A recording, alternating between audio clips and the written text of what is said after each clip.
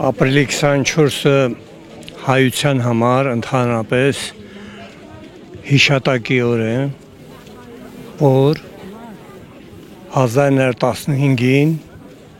Օսմանյան Թուրքիայում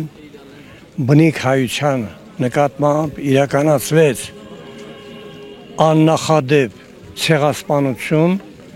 եւ հայությունը պարտավոր է հիշել այդ օրը այնքան ժամանակ, քանի դեռ մենք մեր մայր հայրենիքը ամբողջությամբ չենք ազատագրել։ Այդքանից հետո միայն, երբ որ մենք ազատագրենք, մենք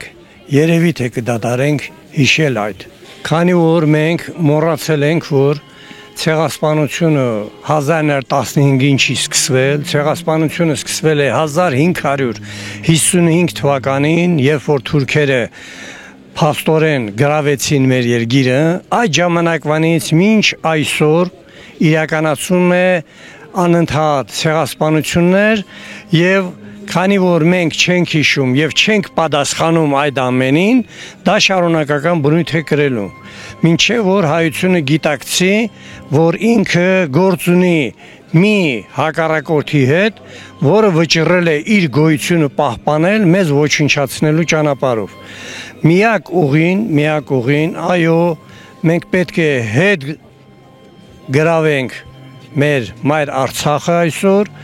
որպեսզի դա լինի լուրջ զգուշացում այն մարդկանց համար, ովքեր օր ու գիշեր ոռոճում են հայերի կոտորած։ Այսօր փաստորեն պետական մակարդակով իրականացում է ուրացման քաղաքականություն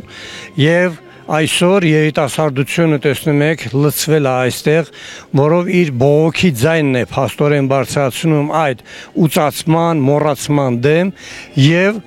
բացահայտորեն ասում է, որ ինքը հիշում է այն ամենը, ինչ որ կատարվել է 1915-ին եւ ոչ միայն հիշում է, այլև պատրաստ է պայքարելու դրա հետևանքները վերացնելու համար։